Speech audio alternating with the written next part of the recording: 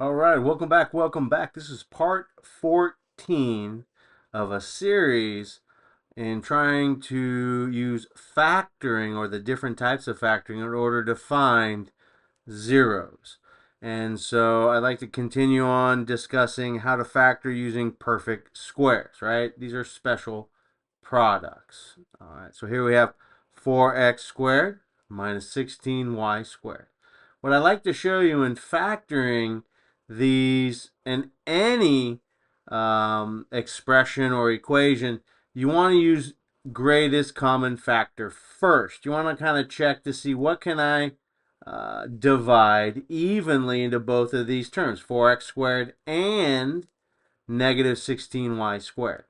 And the other thing I wanted to point out, if there's nothing that you can find in the greatest common factor, then of course you would try the other methods of factoring that I have shown you, that I will be showing you here in these videos, and then finally using the quadratic equation in standard form in order to factor.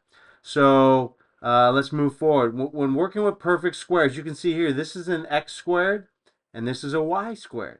And I know x times x is going to be x squared, and y times y would give me y squared. So I know in trying to set up this factoring, I can have two set of parentheses. The x's will be at the front, and the y's are going to be in the back. All right, because again, that gives me y times y is y squared, x times x is x squared. So I can kind of set up a framework of what I'm going to do. Now I just got to fill in the details, right? And so I'm going to look here. I'm going to determine, hey, is there a number that I can divide evenly into both negative 16 and 4? Remember, this is kind of like my framework. I'm just going to fill in the plus and or the minus terms here. And so step one, you want to find a number or letter, that's the variable, that will divide evenly into both of the terms that we just talked about here. That's the greatest common factor between these two terms. Now, I only have a y over here with the term on the right, and I only have x's here on the term with the left. So I cannot factor, or there's no greatest common factor with these letter or variables. Now, negative 16 and a positive 4, there is a greatest common factor. And I want to find what that greatest common factor is between these two numbers and terms. So I'm going to show you that here next. I'm trying not to... All right, let's take a look. So these are all, remember, this is the factor tree I've kind of showed you. And these are the numbers that would multiply to a positive 4 and a negative 16, right? So 1 times 4, 2 times 2, negative 2 times a negative 2 will give me a positive 4. Negative 1 times 16, 1 times negative 16, negative 2 times 8, 2 times a negative 8, negative 4 times a positive 4, and a positive 4 times a negative 4 will give me a product, answer to a multiplication problem of negative 16. Woo, got to get that tongue out of the way. Now, as you can see, both of these terms share a 2. They both share a positive 2, right? 2 times a negative 8 gives me a negative 16. 2 times 2 gives me 4. But there's a larger or greater number they both share. 4. 4 times 1 is 4. 4 times a negative 4 is negative 16. So the greatest common factor between these two terms is a positive 4. A positive 4. And if you look back up here at the term, I'm looking for two numbers that would multiply to that negative 16, but it would add up to be 0, right? There's no x and y term here in the middle. So I'm looking at positive 4, negative 4, right? That number, raise it up a little more, that number will divide evenly into both terms, right? That positive 4. So that's the greatest common factor. I want to divide 4 into negative 16. I want to divide 4 into the positive 4. That will then, I'll factor out the 4 from both of the terms, and that will leave me the numbers that I'll just fill in here and I will be done with factoring this particular problem. So let's go ahead and keep on keeping on. Let's just take a look here.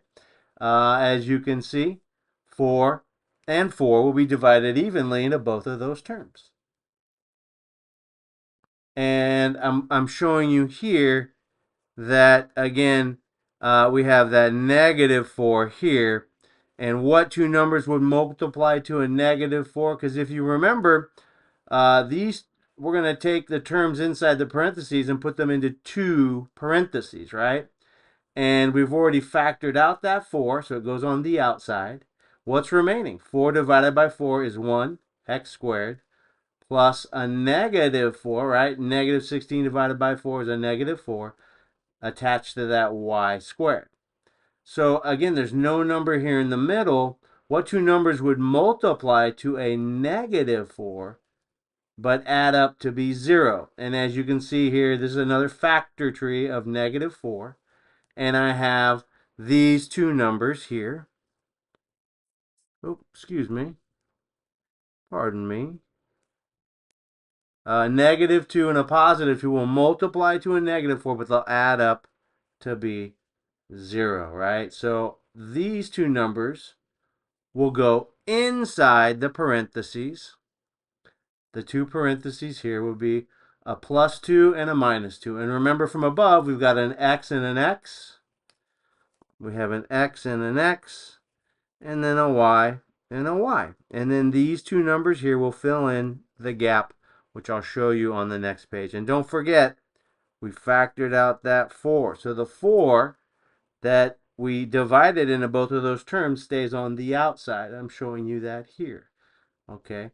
And step 3, you use reverse FOIL. That's setting up those two parentheses with that term. Here it's 4 that you factored outside. Right? You divided 4 into both of these terms. You factored out that 4.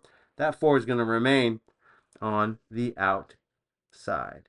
So now I'd like to go and show you what that looks like, and then we will check our answer. So as you can see here, right, I have that +2 and I have a -2.